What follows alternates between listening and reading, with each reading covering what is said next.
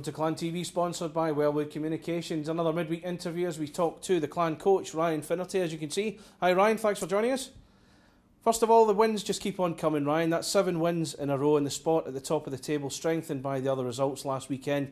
How easy a job is it when things are going so well right now? Yeah, I mean, it's easy to get complacent too, so you got to be aware of that and make sure that we're doing the little things right. And sometimes when you're winning, you tend to let things slide, and that's eventually what happens when you lose. Is you got to correct a lot of little mistakes that you let slide on the winning streak. So we're trying to keep guys honest and just trying to establish our game plan and play to our level every night. Now there are players hitting good form at the right time. Scott Pitt, Derek Rail, Lee Salters, Neil Trim and Stefan Meyer are picking up plenty of points on every game night. Obviously you work hard with those players, but how much of it is down to good understanding between them as well? Yeah, on the offensive side, it's been going good, but we've allowed 7 goals in 7 games. You know, I don't think our defense gets enough credit. You know, when you look back on our win streak, it's 7 goals in 7 games. It starts with Jonesy, and he's been our best player every night, and our D-corps have done a great job clearing the front of the net, clearing second chances, you know, boxing guys out, and then on the offensive side, obviously, it's nice when you got, you know, more than 2 or 3 guys clicking. We got a number of guys that are playing well right now and enjoying some success. Now, as I talk to you, it's nearly 24 hours since the Clan defeated Coventry Blaze 3-1 in the first leg of that quarter-final of the Challenge Cup. Talk about that game. What was your thoughts after the game on how the team played? I thought we played well. I thought we executed our game plan. You know, in these aggregate games, you gotta stay tight. You want to limit, especially when you start on the road. You want to limit their chances. You want to limit their opportunities. And you know, you're usually happy to walk out with a win. If you walk out with a tie, it's all right. If you walk out with a win, a 2-goal lead, we're happy about. But we do know that they are a dangerous team, and a 2-goal lead can slip in a hurry. But overall, I thought we executed what we wanted to do. We were well prepared, and we had a good game plan going in, and the guys bought in and played a good road game. You talked about the 2-goal lead there. Now, when the tie comes back here next week, it's a precarious lead. You've said as much yourself. The next goal can have a huge bearing on the outcome of the tie. Do you weather the inevitable early pressure that Coventry will bring, or do you look to kill the game off early in that situation? I think coming back in our rink, we want to establish a tempo from the get-go, you know, and we don't want to see how they come out and match them. We want them to match us, and you know, we were able to score a big goal early last night, which was key. And you know, we want to make sure when they come here that, you know, if they come the day of the game, it's a long trip. We want to make sure we jump all over them and put on a good performance for our fans. Now, if Clan finish the job next week, a semi-final tie with Cardiff would be the next stage after they eliminated Belfast Giants last night. If we look at the best case scenario from a Braehead point of view, bearing in mind this other game is still to be completed, would you be happy to take on Cardiff? They're vastly improved, of course, or would you prefer Belfast?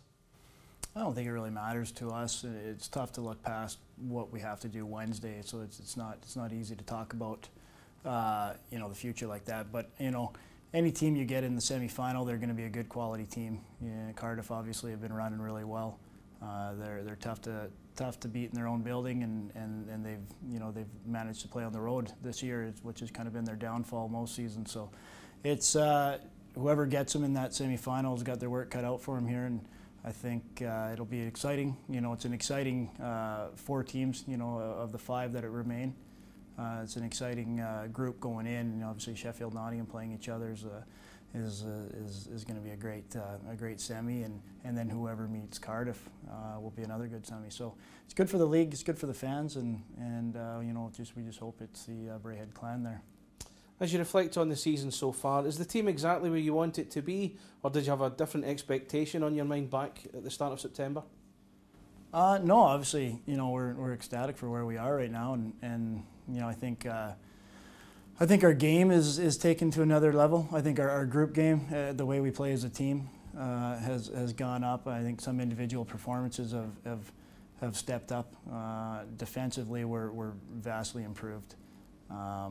And obviously Jonesy's having a great season, and the D-corps in front of him, you know, give him a chance every night and allow him to have success. And obviously, I think systematically we're probably as good as I've ever seen right now.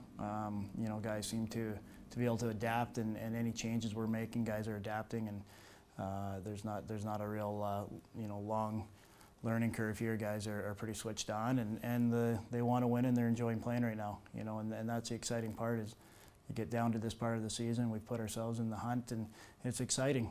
It's kind of got a bit of a playoff atmosphere to it now, where every game means a lot, and like I said, we're just enjoying the moment and trying to keep our feet on the ground. You've only got the one game this weekend. Dundee Stars come here on Saturday. How much of a benefit at this stage of the season is having only one game this weekend? Yeah. Rest is a weapon right now, and especially when you get down to this part of the season. We've played a couple more games than other teams, which we'll get some deserved rest, and we put a good performance on Saturday and put our feet up on Sunday while everybody else plays. It's nice, and we got I think we had a couple just Saturday games coming up here, I think through February, if I'm not mistaken. So it's good. It's nice to get it and gives the guys good rest, and then we get back to work the following week and prepare for Coventry. As I said, the Stars come here on Saturday. They won here on penalty shots the last time. That was only a couple of weeks ago. Now, they got 2 wins last weekend, but it was overshadowed by their heavy 11-1 loss at Sheffield Steelers in the Challenge Cup last night. When a team suffers a result like that, does that make them a more dangerous proposition? Yeah, absolutely. When you get shell shock like that, you usually can only go one way, and they're going to come in, they're going to play. We feel we know how they're going to come in and play. We're not sure what kind of bodies they're going to have in the lineup. I think they may have a few guys coming back. They were pretty short-handed last night, so I think they're going to come back and probably try to trap and control that neutral zone. And like I said, we gotta alter our game to work around it. And we had a lot of chances last time we were here. We just couldn't find a way past Chevrolet. He's played great the last few games in here, so that's something we'll be addressing tomorrow and moving into Saturday's game is getting traffic and executing on special teams. And when we do get chances, it's got to go in the back of the net. Ryan, thanks very much for joining us. Best of luck this weekend. Thank you.